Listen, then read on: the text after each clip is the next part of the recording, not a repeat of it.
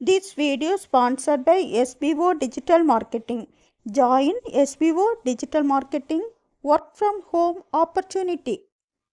Skip பண்ணாதீங்க, பெரிய தப்பு. தினம் 300 ரூபாய் சம்பாதிக்க அரிய வாய்ப்பு. இன்ஸ்டாகிராம், Facebook பயன்படுத்த தெரிந்தால் போதும். Content post and content publishing மூலமா தினம் 300 ரூபாய் சம்பாதிக்கலாம். இந்த வேலை செய்ய 5 நிமிடம் போதும். Work training support, group communication support, all language customer live chat support, முக்கியமா சொந்தமா ஒரு பிசினஸ் ஸ்டார்ட் பண்ற அளவுக்கு உங்களால கற்றுக்கொள்ளவும் முடியும், சம்பாதிக்கவும் முடியும். இந்த வேலை வாய்ப்பு வழங்குவது 5 வருடத்திற்கு மேல ரன் ஆகிட்டு இருக்க நம்ம தமிழ்நாட்டு company school of business organization private limited. மேலும் விவரங்களுக்கு டிஸ்கிரிப்ஷன்ல கொடுத்திருக்க நம்பருக்கு வாட்ஸ்அப் பண்ணுங்க. Welcome to my channel. இப்போ நம்ம என்ன பார்க்க போகிறோம் அப்படின்னா, சரும அழகுக்கு உதவும் கோதுமை பற்றி பார்க்கலாம். இந்த உணவுப் பொருளான கோதுமை பெண்களின் சரும அழகை பராமரிக்கவும் உதவும் என்பது உங்களுக்கு தெரியுமா? இந்த சருமத்தில் உள்ள அழுக்களை நீக்க உதவி புரியும் கோதுமை சருமத்துக்கு நல்ல பொலிவையும் வழங்குமா. மேலும் சருமத்தில் வளரக்கூடிய முடிகளை அகற்றவும் கோதுமை மாவை பயன்படுத்தலாமா. இந்த கோதுமை மாவை விழுதாக தயாரித்து சருமத்தில் நாம் தடவும் போது அது சரும முடிகளை தளர்த்தும். இப்படி கோதுமை மாவை அடிக்கடி நம்ம பயன்படுத்தும் போது காலப்போக்கில் முடியின் வேர்கள் பலவீனம் அடைஞ்சி அதோட வளர்ச்சி குறைஞ்சி சருமத்தில் முடி வளர்வது நின்று விடுமா.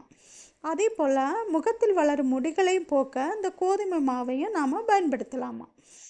கோதுமை மாவு பேஸ் பேக் தேவையான பொருட்கள் என்ன அப்படின்னு பார்த்தீங்கன்னா, கோதுமை மாவு 2 டேபிள் ஸ்பூன், தயிர் அல்லது பால் 1 டேபிள் ஸ்பூன், மஞ்சள் தூள் 1 சிட்டிகை, தண்ணீர் தேவையான அளவு. இதை எப்படி பயன்படுத்தணும் அப்படின்னா, ஒரு கிண்ணத்தில் கோதுமை மாவு, பால் அல்லது தயிர் மற்றும் மஞ்சள் தூளை எடுத்துக்கொள்ள வேண்டும். பின்னர் அதில் கொஞ்சோண்டு நீர் ஊற்றி சற்று கெட்டியான விழுது போல் கலக்கி கொள்ள வேண்டும். அதை முகத்தில் தடவி 10 to 15 நிமிஷம் நம்ம காய வைக்கணும். பின்னர் கைகளை நீரில் நனைத்து மென்மையாக ஸ்க்ரப் செய்யணும். இப்படி செய்யும்போது சருமத்தில் உள்ள முடிகள் மென்மையாக அகற்றப்படுவதை நாம் உணரலாம்.